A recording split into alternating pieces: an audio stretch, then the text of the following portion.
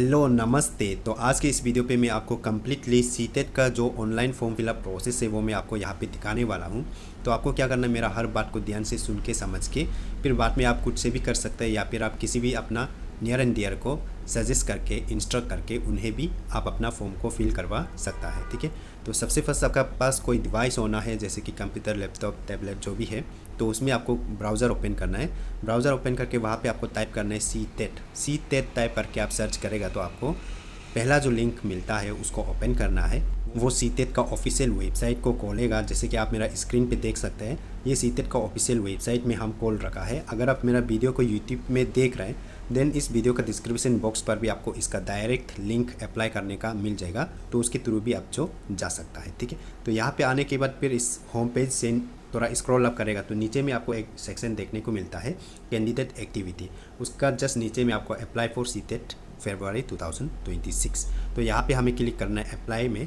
फिर उसमें जैसे ही क्लिक करेगा तो यहाँ पे हमें क्या है, 3 सेक्शन देखने को मिलता है। पहला जो सेक्शन है जहाँ पे आपको ऑनलाइन अप्लाई का जो स्टेप है वो आपको यहाँ पे बताया गया है। पहला आपका ऑनलाइन रजिस्ट्रेशन, फिर फॉर्म फिलअप, फिर आपका एग्ज़ाम फ़ी पेमेंट, उसके बाद फिर आपका डाउनलोड कन्फर्मेशन पेज। ये आपको स्टेप को बताया हुआ है। उसके बाद नीचे में आपको दिया है डाउनलोड इन्फॉर्मेशन बुलेटिन। तो इन्फॉर्मेशन बुलेटिन को आप डाउनलोड करके देख सकते हैं। एक बड़ा सा PDF ओपन होगा जहाँ पे आपको इस सीटेट ये पर्टिकुलर एग्ज़ाम का बारे में काफ़ी सारे डिटेल्स आपको वहाँ पे देखने को मिल जाएगा, जिसको आप पढ़ सकता है। ठीक है, उसके साथ नेक्स्ट में आपको यहाँ पे न्यू रजिस्ट्रेशन के लिए है। आप फर्स्ट टाइम फिल कर रहे हैं देन आप इसको न्यू रजिस्ट्रेशन में जाएगा।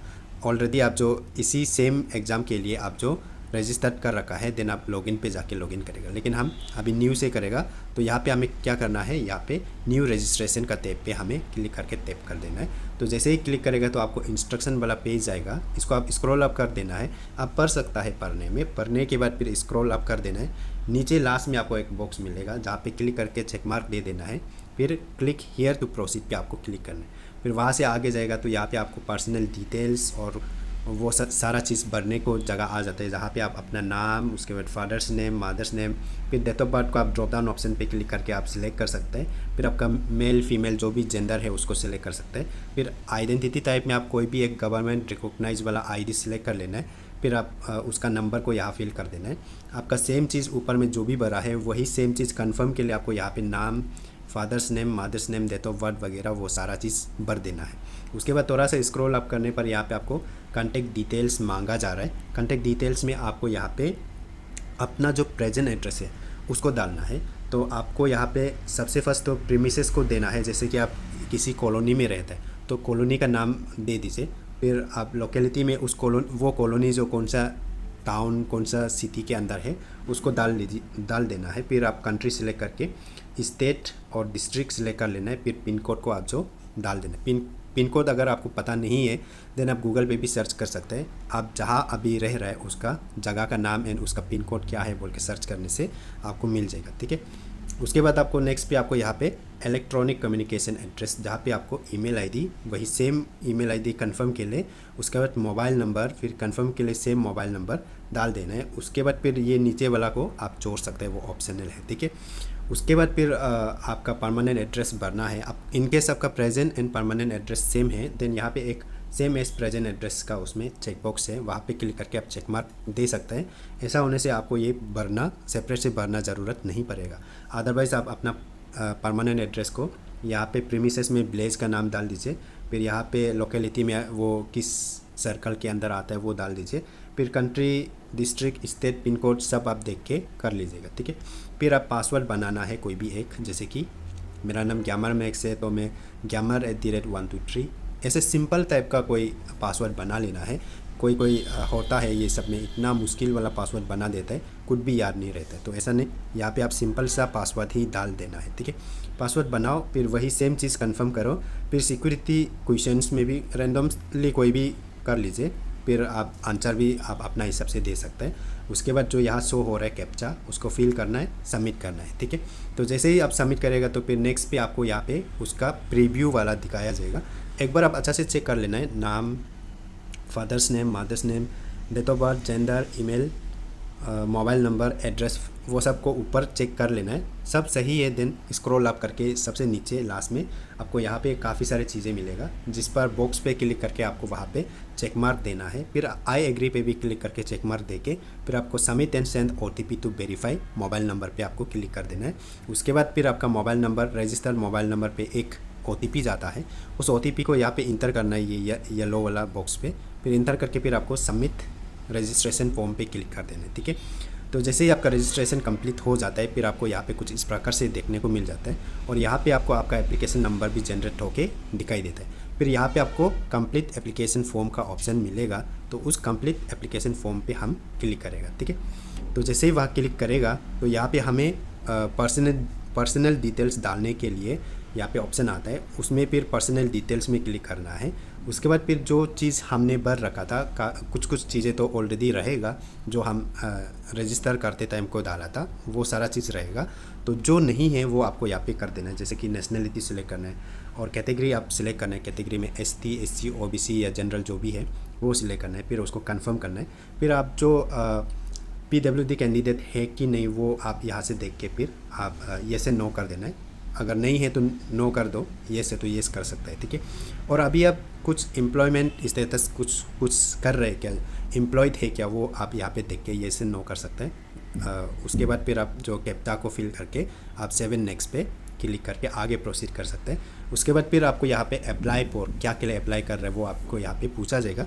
तो यहाँ पे आप जो अप्लाई फॉर में आप जो या तो पेपर 1 कर सकते हैं या फिर पेपर 2 कर सकते हैं या फिर बोथ पेपर कर सकता है, ठीक है। तो एक चीज़ यहाँ पे क्लियर हो जाओ कि इन केस आप BEd का स्टूडेंट है, देन आपको यहाँ पे पेपर 1 आपके लिए नहीं होता है, पहले होता था, आजकल पेपर 2 जो BEd वालों के लिए होता है, ठीक है। तो वो आप देख के कर लीजिएगा।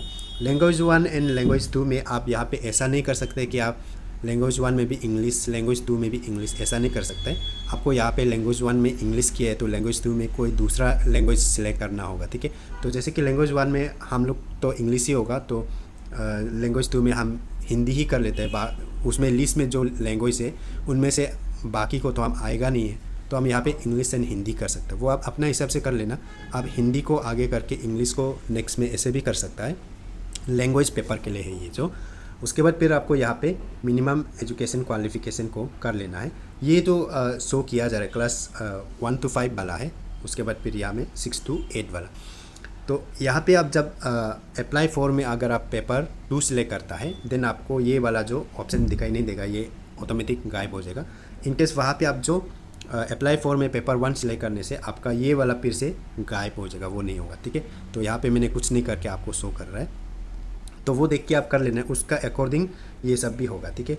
उसके बाद फिर जब आप क्लिक करेगा यहाँ पे ड्रॉप डाउन ऑप्शन पे क्लिक करेगा तो वहाँ पे आपको सीरियल नंबर डालना होगा। तो सीरियल नंबर का उसमें मेंशन होगा, डिप्लोमा BEd वो सब देख के आप उस हिसाब से सिलेक्ट सीरियल नंबर सिलेक्ट कर लेना, ठीक है। उसके बाद फिर आपको यहाँ पे सब्जेक्ट ऑफर फॉर पेपर 2, जैसे कि मैं यहाँ पे पेपर 2 के लिए अप्लाई कर रहे हैं, तो पेपर 2 के लिए आपको यहाँ पे कौन से सब्जेक्ट, 2 सब्जेक्ट रहता है यहाँ पे। एक होता है मैथमेटिक्स एंड साइंस होता है और एक होता है सोशल साइंस, ठीक है। जो इंसान साइंस बैकग्राउंड है वो मैथमेटिक्स एंड साइंस को सिलेक्ट कर सकते हैं, जो आर्ट्स बैकग्राउंड है वो सोशल साइंस को सिलेक्ट कर सकते हैं, ठीक है। और कॉमर्स वाला भी सोशल साइंस को सिलेक्ट कर सकता है, ठीक है। तो यहाँ पे हम सोशल साइंस को सिलेक्ट करेगा। उसके बाद फिलहाल मैं यहाँ पे पेपर 2 क्लिक कर रहे तो फिर यहाँ पे क्वालिफाइंग एग्ज़ाम 2 ऑप्शन है, इनमें से फिर से पहला वाला तो नहीं होगा, ये नहीं होगा।